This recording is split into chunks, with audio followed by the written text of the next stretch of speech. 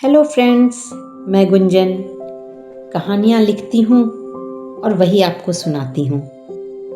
आज फिर अपनी एक नई कहानी लेकर आपके बीच उपस्थित हूँ। आज की कहानी का शीर्षक है एक टुकड़ा जमीन। सांझ का सूरज खुद को समेटते हुए पेड़ की ओट में छिप रहा था। उसी वक्त रोशन लाल जी के छोटे बेटे रितेश के घर आज फिर मीटिंग हो रही थी। गर्मा गर्म बहस चल रही थी। अंदर रसोई में रितेश की पत्नी विभा चाय बना रही थी। अंदर चाय उबल रही थी, बाहर भाइयों का खून रह रह कर उबाल ले रहा था। विभा आई, चाय रखकर चली गई।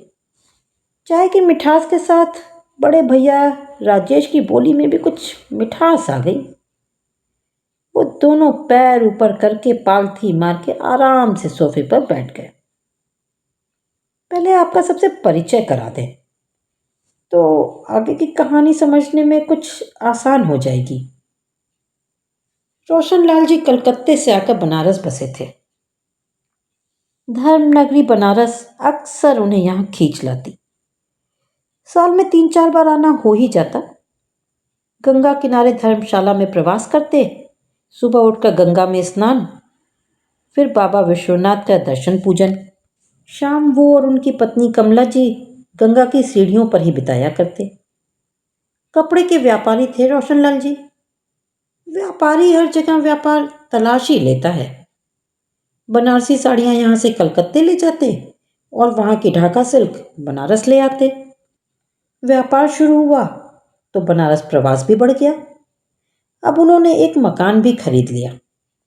ज़्यादा समय बनारस में ही व्यतीत होने लगा। कलकत्ते का व्यापार उनके बड़े भैया संभालते। धीरे धीरे कलकत्ता छूटता गया और रोशनलाल जी बनारसी हो गए। रोशनलाल जी के 4 बेटे हैं। बड़े बेटे राजेश का जन्म कलकत्ते में हुआ, बाकी 3 की पैदाइश बनारस में हुई। बड़ा बेटा राजेश, उसके बाद राकेश, उससे छोटा रमेश और सबसे छोटा रितेश। सबके नाम र से हैं और सब में रार भी उतना ही है। खैर, जैसे जैसे परिवार और व्यापार बढ़ता गया, रोशनलाल जी के पांव भी बनारस में जमते गए। उस वक्त जमीन की कोई खास कीमत तो थी नहीं। उन्होंने शहर के बाहरी ओर एक बड़ी जमीन खरीदकर बगीचा बनवाया। छुट्टी का दिन अब वहीं बिताया करते। वहीं 2 कमरे भी बनवा लिए दिन भर आराम करने के लिए। यही जमीन भाइयों के बीच झगड़े की वजह है। बड़े बेटे राजेश के विवाह के समय बगीचे में ही घर बनवाया गया और पूरा परिवार यहीं आकर रहने लगा। चारों बेटों के विवाह उपरांत रोशनलाल जी ने अपनी जिम्मेदारी पूरी समझ दुनिया को अलविदा कह दिया। उनके जाते ही एक व्यापार 4 टुकड़ों में विभक्त हो गया। फिर शुरू हुई फर्म के नाम को लेकर लड़ाई। घर का झगड़ा अदालत तक पहुंचने की नौबत आ गई तो भैया राकेश ने मोर्चा संभाला और तय हुआ सभी रोशनलाल नाम का इस्तेमाल करेंगे। कोई रोशनलाल एंड सन रख लेगा, कोई द रोशनलाल तो कोई न्यू रोशनलाल। पुराना नाम बड़े भैया के हिस्से आया। रोशनलाल की दुकान। पहले व्यापार बटा, फिर घर और जमीन। सब ने अपने अपने हिस्से में अपने अपने घर बनवा लिए। 16 बीघे में फैले बगीचे की 4 दीवारी सड़क के एक किनारे से दूसरे किनारे को जोड़ती है। जमीन के बंटवारे में भी पेंच कम न थे। सभी को मुख्य सड़क की ओर की जमीन चाहिए थी। जमीन थी तो बड़ी, पर मुख्य सड़क की ओर कम और गहरी ज्यादा थी। किनारे का प्लॉट था। जमीन के दोनों तरफ सड़क थी। अगर मुख्य सड़क की तरफ से 4 हिस्सों में बांटा जाता तो भी किनारे वाले की जमीन की कीमत ज्यादा हो जाती, क्योंकि उसे 2 तरफ की सड़क मिल रही थी। अतः यह भी किसी को मंजूर नहीं था। हर रविवार की शाम बगीचे में नीम के पेड़ के नीचे 4 कुर्सियां लग जाती और चौपाल सज जाती। बहस शुरू होती और बेनतीजा खत्म भी हो जाती। अगले रविवार फिर वही चौपाल। महीनों मीटिंग होती रही, लेकिन कोई हल न निकलता देख भैया राकेश ने कलकत्ते से ताऊ जी के लड़के प्रदीप भैया को बुलाने की सलाह दी। प्रदीप भैया पेशे से वकील हैं। सलाह सबको उचित जान पड़ी। प्रदीप भैया का स्नेह चारों भाइयों से था। कमला चाची तो उनके लिए मां से बढ़कर थी। विगत कुछ वर्षों से व्यस्तता की वजह से आना ना हो सका। आने के लिए सहर्ष तैयार हो गए। आने के बाद पहले उन्होंने जमीन का नाप करवाया, फिर 2 हिस्से आगे और 2 हिस्से पीछे किए गए। जमीन की कीमत के हिसाब से आगे वालों से पीछे वालों को ज़्यादा जमीन दी गई। जमीन थोड़ी टेढ़ी थी, आगे कम पीछे से ज़्यादा। पीछे का करीब 1.25 बिस्सा का कोना शुरू से ही किसी काम का नहीं था। उस निचले हिस्से में पूरे जमीन का बरसात का पानी वहीं एकत्रित होता था। पहले वहां सीवर लाइन तो थी नहीं, इसलिए सारा पानी वहीं एकत्रित होता। बंटवारे के समय भी उस हिस्से को वैसे ही छोड़ दिया गया था। लेकिन अब रमेश भैया चाहते थे कि जमीन का वो टुकड़ा उन्हें दे दिया जाए, क्योंकि वो उनकी जमीन से सटा हुआ है और बेकार पड़ा है। 19-20 वर्षों बाद वो जमीन का टुकड़ा भाइयों के बीच वैमनस्य का कारण बना हुआ है। फिर हर रविवार मीटिंग का दौर शुरू हो गया। आज भी वही गर्मा गर्म बैठक चल रही है। जमीन पाने की हसरत में सभी अपने अपने तर्क रख रहे थे। चाय की चुस्कियां लेते हुए राजेश भैया बोले, तुम सबकी जमीन हमसे ज्यादा है, इस लिहाज से उस जमीन पर तो हमारा हक बनता है।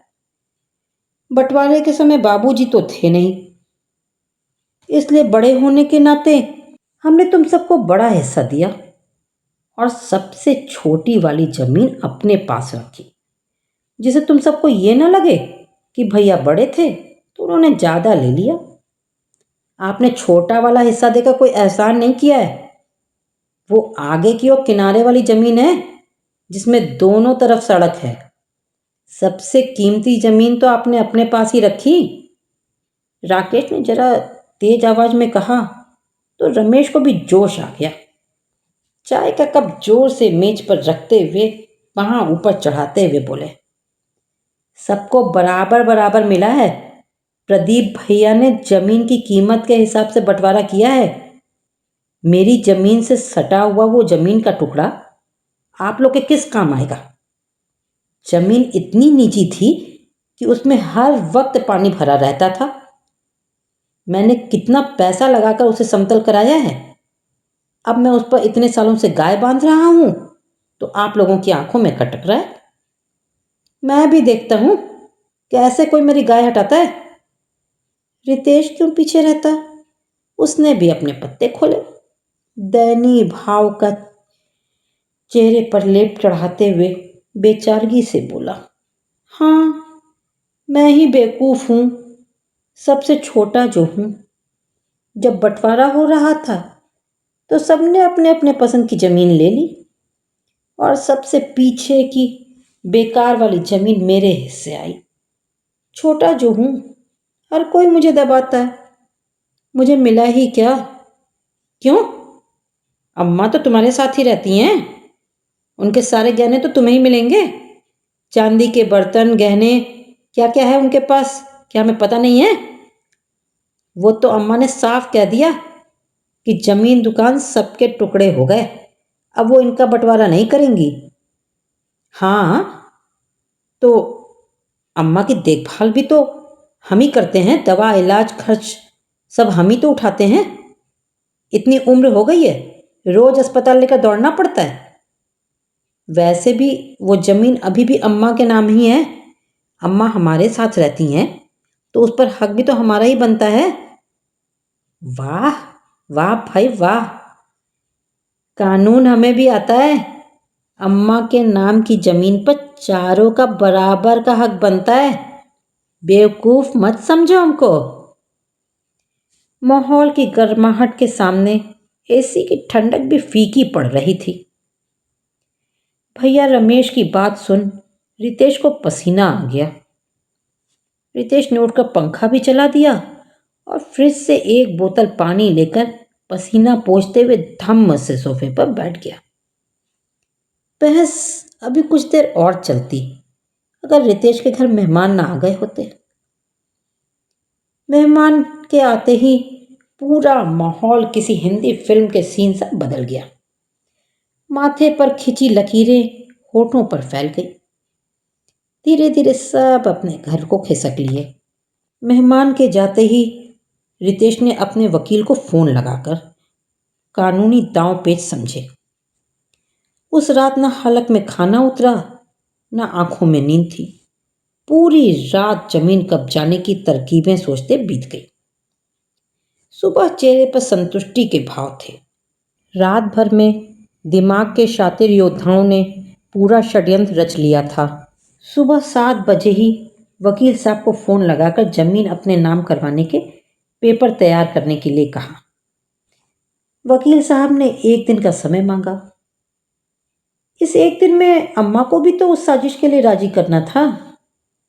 दूसरे दिन 11 बजे के करीब डॉक्टर आया। माँ के पैर में क्रेप बैंडेज बांधकर चला गया। थोड़ी देर बाद एम्बुलेंस भी आ गई।